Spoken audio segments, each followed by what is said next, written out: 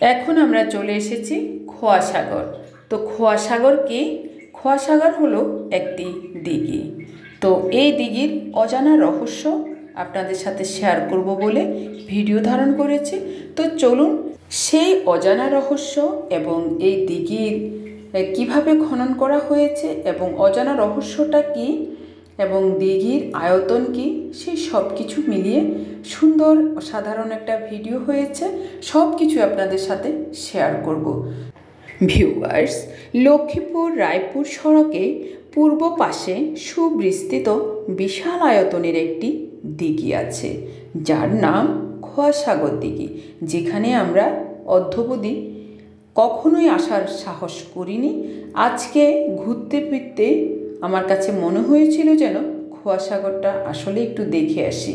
এর নাম অনেকভাবে শুনেছি, কিন্তু এখানে এসে আমার কাছে অন্যরকম একটা অনুভূতি জাগ্রত হলো। সেই সব কিছুই আপনাদের সাথে শেয়ার করব। এখন আমরা জেনে নিব কেন এর নাম খোয়া সাগর দিঘি হলো।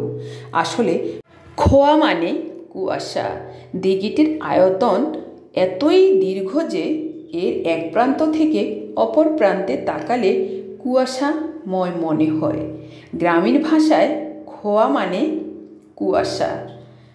তো খোয়া খোয়া লাগে বলে এর নাম খোয়া সাগর। তখনকার সময়ে আশপাশের মানুষের মাটির প্রয়োজন ছিল এবং সুপেয় পানিরও প্রয়োজন ছিল। তো সকলের কথা অর্থাৎ সকলের সুবিধার্থে তখনকার সমাজের জমিদার ব্রজবল্লভ রায় এই দিঘিটি খনন করার পরিকল্পনা করেন এবং একসময় তিনি দিঘিটি খননের কাজে অনেক মানুষ লাগিয়েও দিয়েছেন। এই সাগর দিঘির একটি রূপকথাও আছে, তো আমরা সেগুলো আপনাদের সাথে বলবো। তো তখনকার সময়ে তিনি এই দিঘিটি খননের জন্য অনেক মানুষকে কাজে লাগিয়েছে। তো সকলে মিলে এই সুন্দর দিঘিটি খনন করলেন এবং সেখানে এত সুন্দর পানি, অর্থাৎ সাগরের পানির মতো এই পানি বলে এই দিঘির নাম দিলেন খোয়া সাগর দিঘি। এখানে সাগরের পানি আছে, অর্থাৎ সাগরের পানির মতো পানিগুলো স্বচ্ছ এবং দেখতেও সুন্দর এবং অনেকেই এই পানিগুলো তখন খেত। তো যাই হোক, সব কিছু মিলিয়ে একটি রূপকথার গল্প আছে। তো বেশ ভালো লাগলো। চলুন এই রূপকথার গল্পটি আপনাদের সাথেও শেয়ার করি। যে জিনিসটা আমার কাছে ভালো লেগেছে, আশা করছি আপনাদের কাছেও ভালো লাগবে। আসলে গল্পটি হলো, কোনো এক সময় এই পথ দিয়ে এক বরযাত্রী যাচ্ছিলেন। নববধূ সহ এই বরযাত্রীগুলো অনেকেরই পানি পান করতে ইচ্ছে করেছিল, অর্থাৎ তাদের পিপাসা পেয়েছিল। তারা এই দিঘিতে নেমে পানি পান করেছিলেন। নববধূও নেমে পানি পান করছিলেন, কিন্তু নববধূ যখন মনের ইচ্ছা, আকাঙ্ক্ষা ও ভালোবাসা ভরে পানি পান করছিলেন, তখনই তার দুপা ধরে কেউ যেন তাকে নিচের দিকে টেনে নিয়ে গেল। তখন বধূটির চিৎকারে দুপারের মানুষের জড়ো হয়ে গিয়েছিল, কিন্তু বধূটি আর ফিরে এলো না। তাকে তলদেশেই, অর্থাৎ পানির তলদেশেই নিমজ্জিত হতে হয়েছিল। সেই থেকে এই দিঘির পানি আর শুকায় না।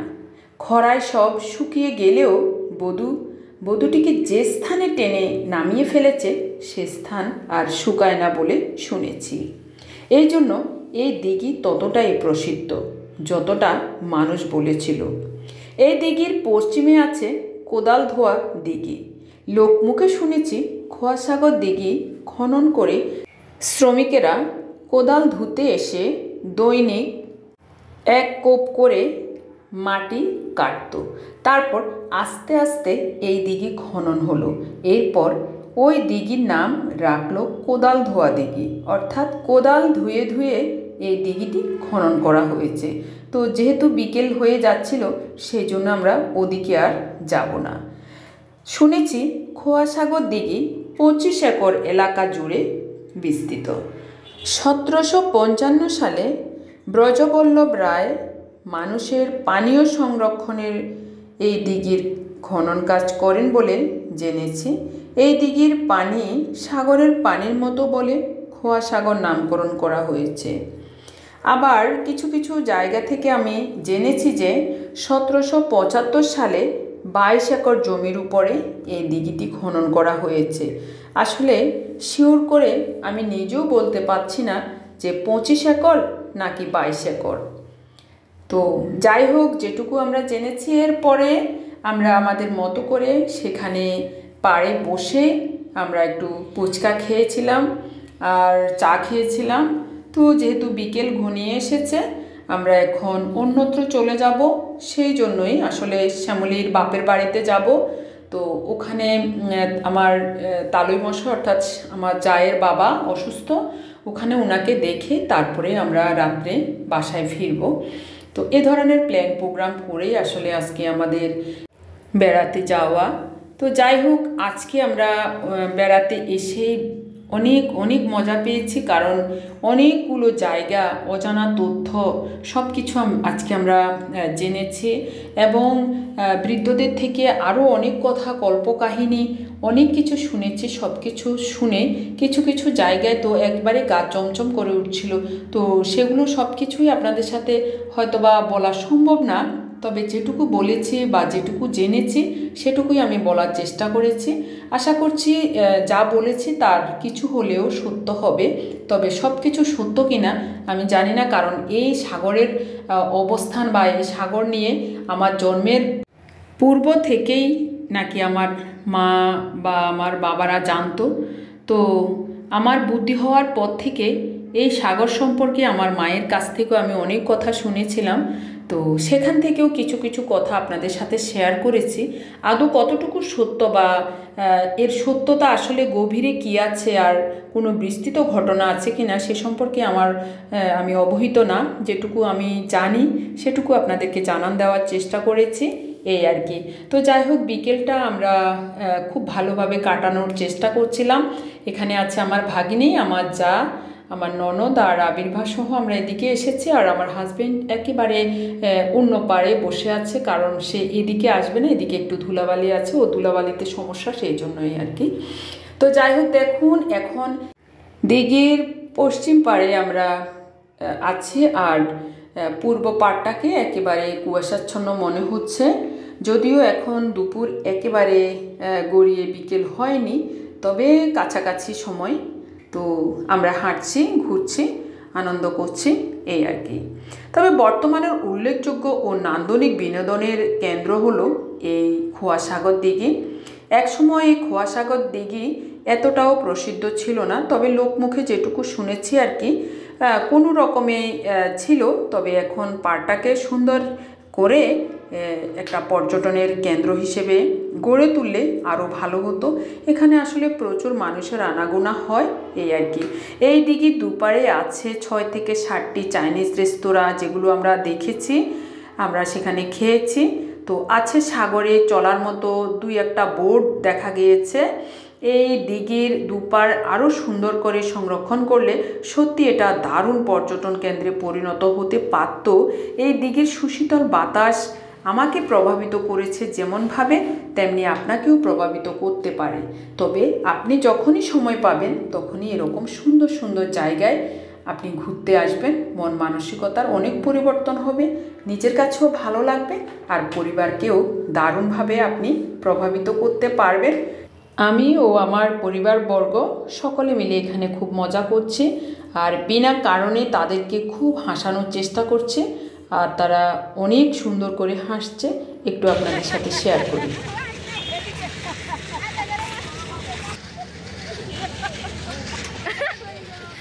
দেখুন